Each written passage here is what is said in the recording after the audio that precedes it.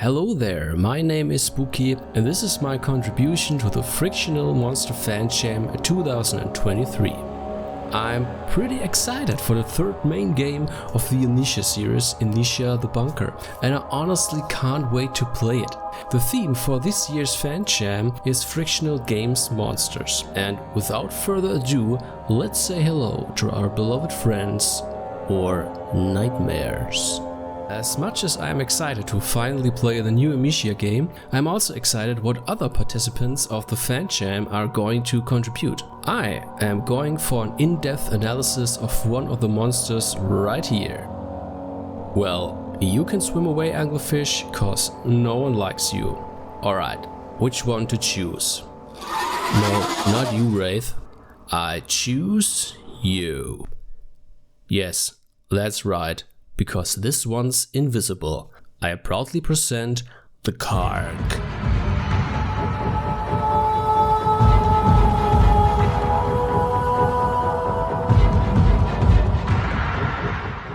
The Kaernk, which I will refer from this point on as the Water Lurker, is a creature or rather an entity from the first Amnesia game, Amnesia the Dark Descent from 2010.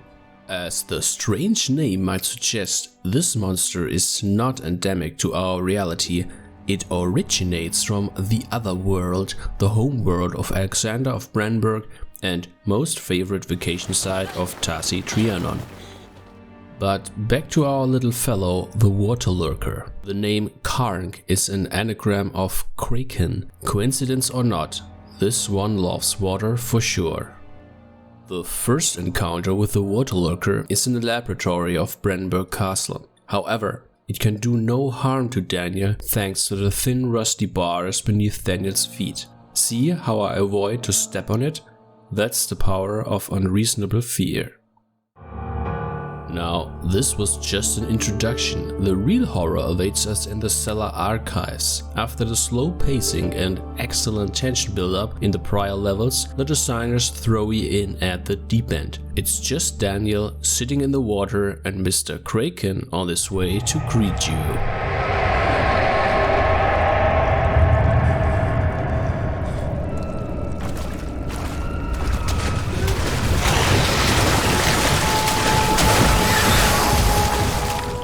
What follows now is the floor is lava game element. The clever thing about this is, it's very intuitive. Everyone knows the concept, even if you're not into video games.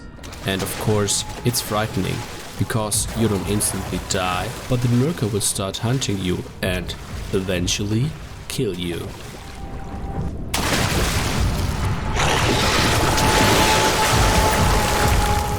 Let's hear what game designer Thomas Grip has to say about my favorite monster. At first, the creature in the water, affectionately called Lurker here at Frictional Games, did not have a sense of sound. Later on we wanted to add it though, so the player could lure it away by throwing stuff in the water. When I added this, something unexpected happened. Lurker started following me. When you jump on the crate, it hears the sound you make when you land and it goes there to investigate. This was very fun emergent behavior, and I think it made him even more menacing. I also want to add that Lurker was kind of inspired by my favorite movie as a child, Tremors. I guess this early obsession might also explain some creatures in our older games.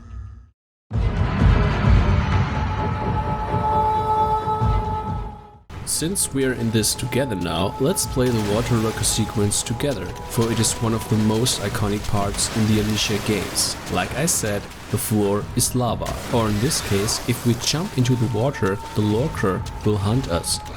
Thankfully, there are enough crates we can jump upon, saving us from the attacks.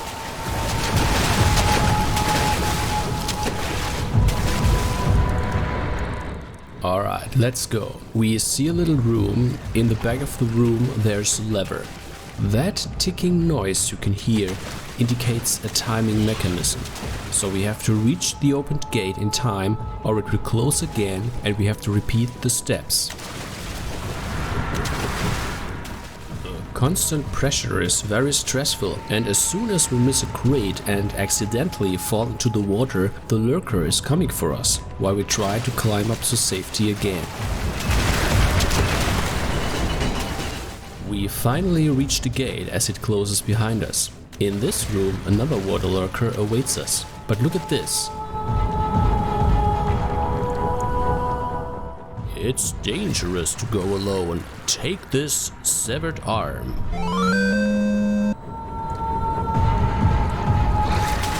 With these body parts, we can distract the water Lurker for a little while, giving us a small window of opportunity to go further. Unfortunately, we can't run as fast while carrying a human torso. It's just a subtle detail, but I think it is a good design choice, and it forces the player to make a decision: faster running or carrying Lurker treats.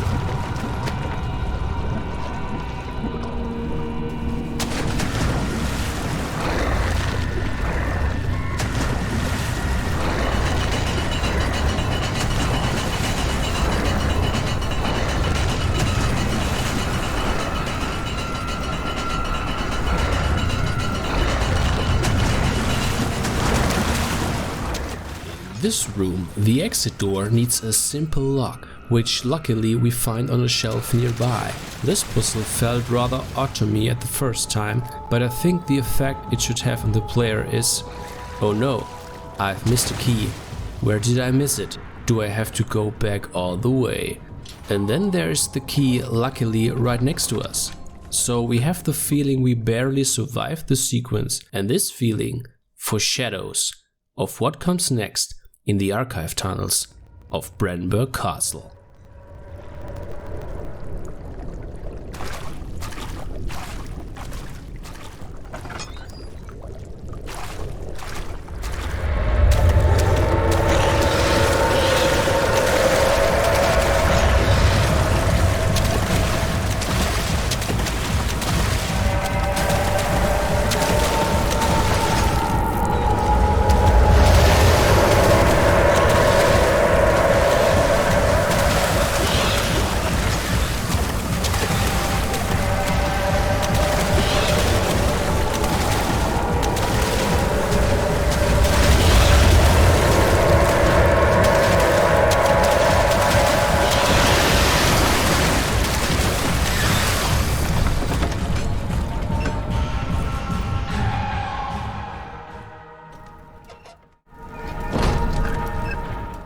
For me, the Lurker chase sequence is one of the most iconic parts in the original game.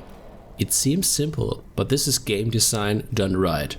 Instead of frustrating the player with, for example, QuickTime events, a dull and annoying game design habit leading to trial and error, and in consequence, pulling the player out of the flow, this chase sequence respects the flow the player is in.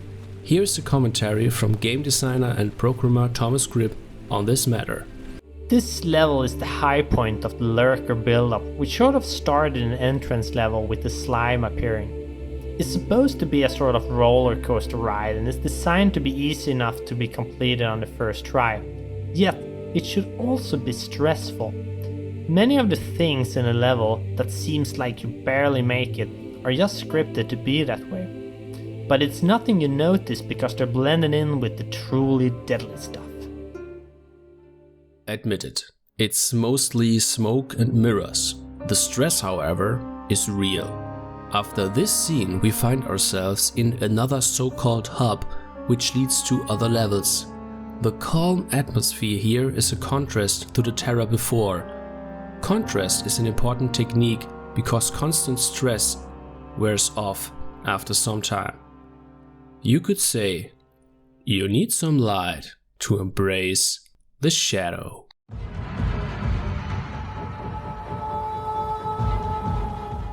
the water lurker is truly invisible. What about organisms on our planet? Is there something that is able to achieve this? Well, the short answer is no. However, in evolutionary biology, camouflage, of course, is an important element. There is something biologists call mimicry. You might have seen this animal before, or this one. Both are species of the so-called stick insects, because their natural camouflage makes them difficult for predators to detect. So mimicry provides some significant benefit for survival. There is defensive mimicry like this, but there's also aggressive mimicry. Predators may have the ability to blend with their environment. Some lure their prey with... Yes, I'm sorry for what I said earlier, I like you. So you use a part of your dorsal spine as a bioluminescent lure to attract and capture prey, another form of aggressive mimicry. Octopi even have the ability to blend with their environment due to so-called chromatophores. Yet, as elaborate as this might be, there's nothing coming even close to invisibility as seen in Amnesia: The Dark Descent. The conclusion: Lurker is the perfect predator.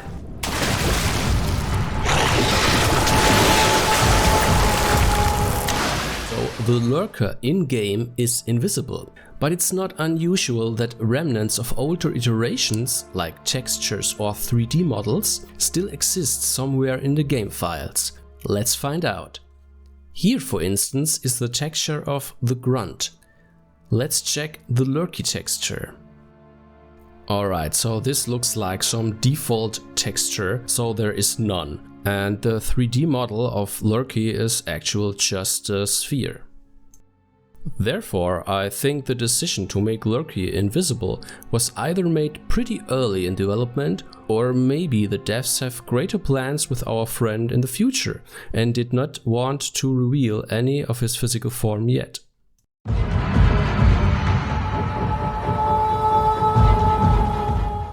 Okay, are you still with me? Now get some tinder boxes and hold on to your lantern, because it will get spicy.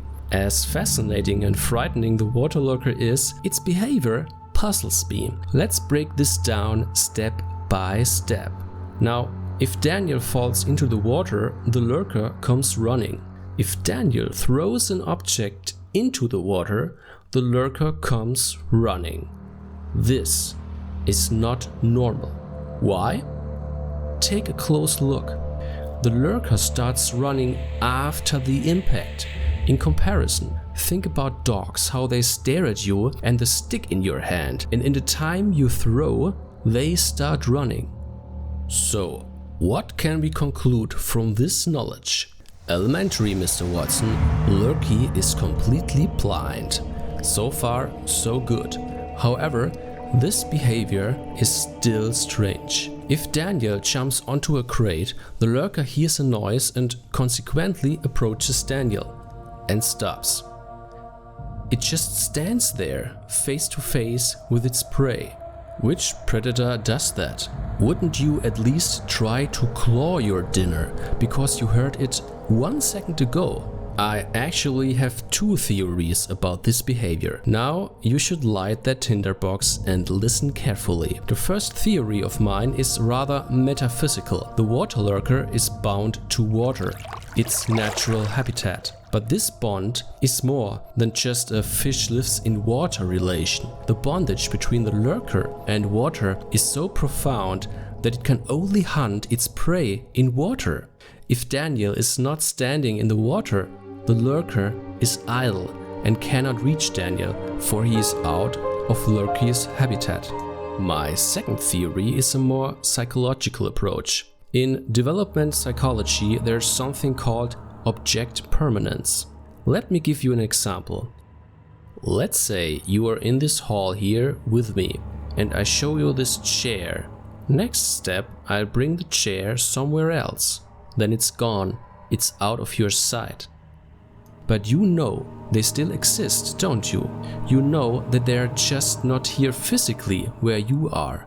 But they did not vanish into thin air. Now that skill To know that things don't fall out of existence just because you don't see them is called object permanence. When you were a few months old, you didn't have that skill. No one had. It emerges during human development. We had to learn it, as well as the concept of causality.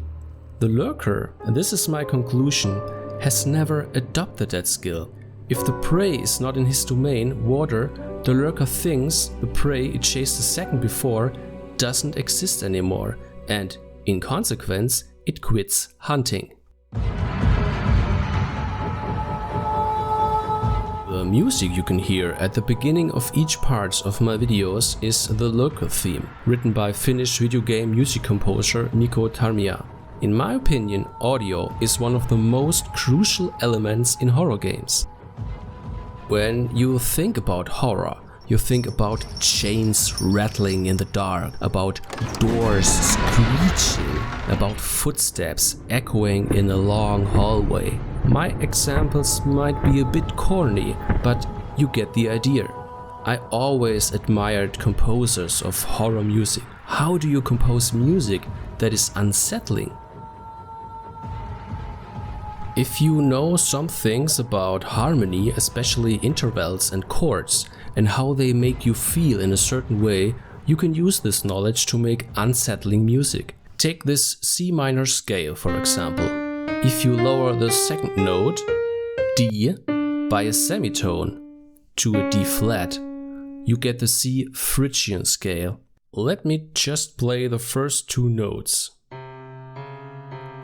Due to potential copyright strikes, I can't go into detail, but let me change my instrument to an electric violin and play the first two notes of the Frictional scale again, and show you just a random picture of a shark. As you can see or hear, you can use our way to perceive harmony to compose thrilling music. However, to compose musical horror themes that contributes to the tone of the game and causes uneasiness is much more sophisticated. I cannot do otherwise but praising the work of composer Mikko Tarmia for his work on the Penumbra series, Amnesia and Soma. Let's hear what he has to say about the Lurker theme. The Guardian monster has its own musical theme, which you can hear in many situations in the game, even if the Guardian is not physically present. Actually, it's more like a noise sound than a certain melody, and I played it with my bassoon. The theme has many forms, and this one is almost a direct sound coming from the instrument.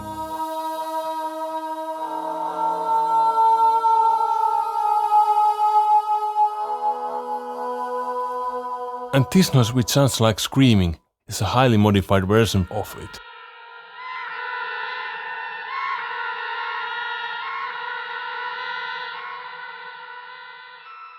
Another thing comes into my mind when I hear the theme. Listen again.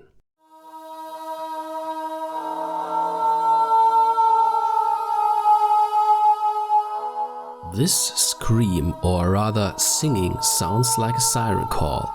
In Greek mythology, sirens are human-looking beings with voices so alluring that you cannot resist, but you have to approach them, ultimately throwing yourself into the arms of death.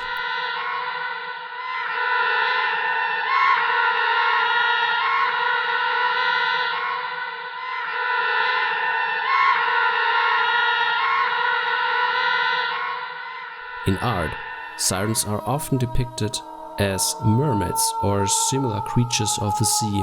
Since water is the element of the Lurker, this is another interesting element of the theme. If you think the Lurky theme was frightening, let's wait until you hear the Lurky sounds.